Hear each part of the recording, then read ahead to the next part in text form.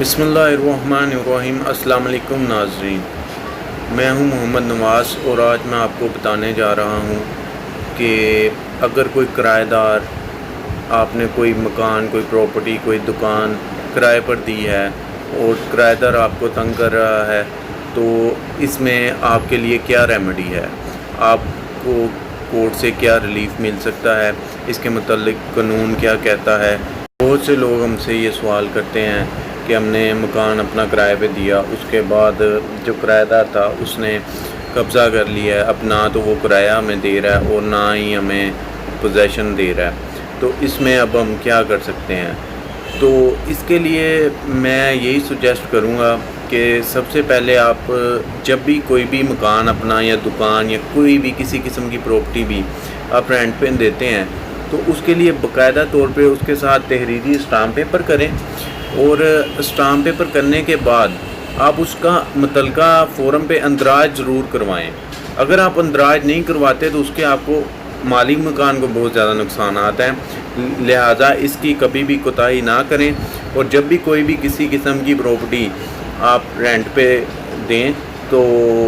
اس کا اندراج متعلقہ فورم میں ضرور کروائیں، اس کا آپ کو بہت زیادہ فائدہ رہے گا۔ اب میں آ جاتا ہوں کہ اگر آپ نے کسی بندے کو مکان یا کوئی دکان دی ہوئی ہے، رینٹ آؤٹ کی ہے،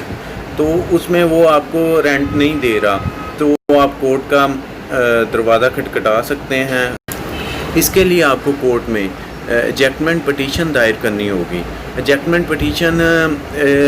میں آپ کو جو ڈاکومنٹ ریکوائرڈ ہیں اس میں جو مالک مکان ہے اس کی آئی ڈی کارڈ کی کاپی چاہیے۔ اس کے علاوہ اگر آپ نے رینٹ ایگریمنٹ کیا ہوا ہے تو وہ رینٹ ایگریمنٹ آپ کورٹ میں دیں گے، اس کی کاپی دیں گے، اور اس کے ساتھ ساتھ اگر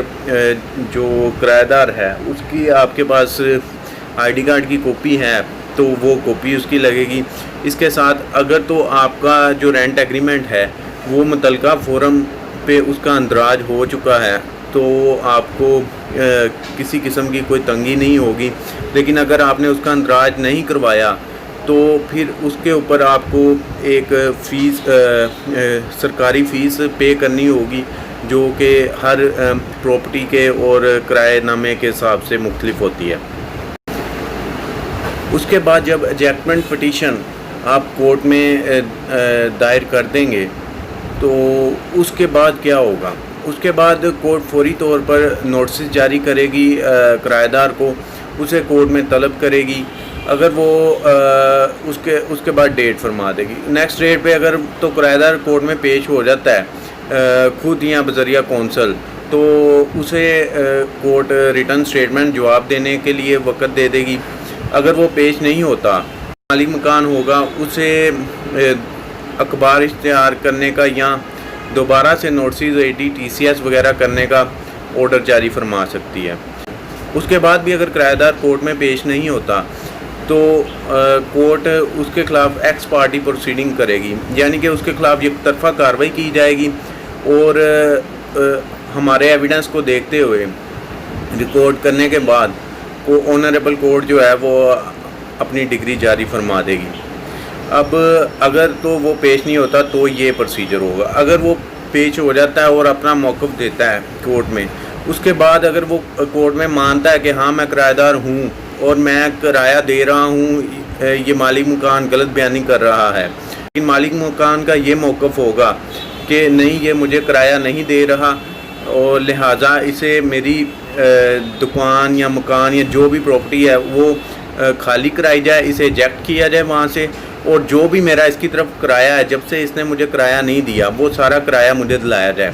اس میں اگر تو وہ مان لیتا ہے کہ ہاں میں کرایہ دار ہوں اور یہ میں کرایہ دے رہا ہوں، لیکن مالک مکان کا موقف ہے کہ یہ نہیں کرایہ دے رہا، تو اس میں کورٹ کنسیڈر کرے گی مالک مکان کے موقف کو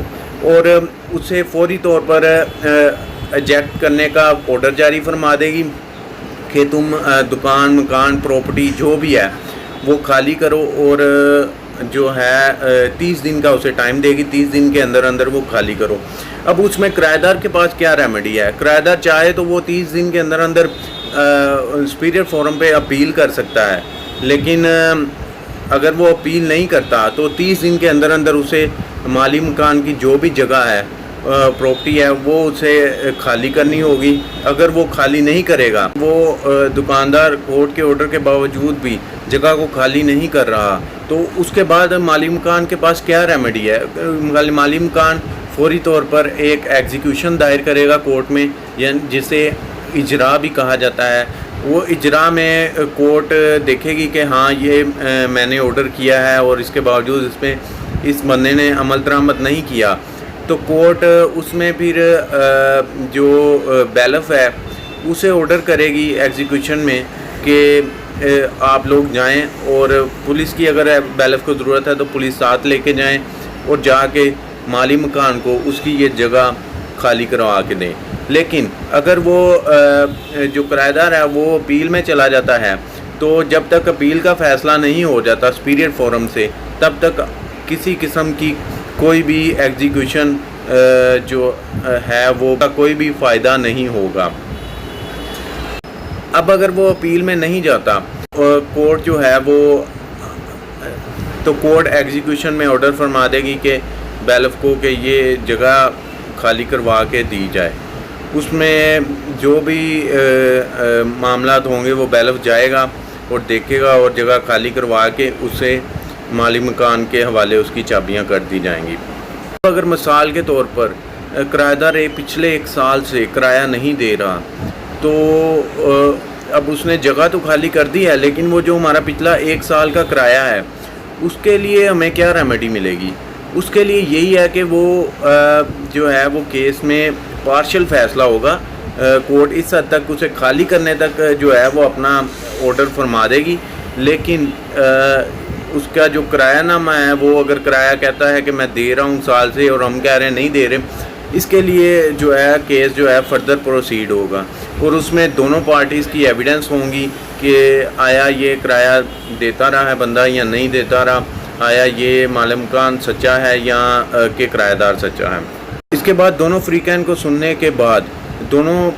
پارٹیز کے بیان ہو جائیں گے, ایویڈنس ہو جائے گی, اس کے بعد آنریبل کورٹ قانون کے مطابق اپنا فیصلہ فرما دے گی. اب اس میں اگر آپ کا کوئی سوال ہے تو آپ مجھ سے کمنٹ میں پوچھ سکتے ہیں. اللہ حافظ.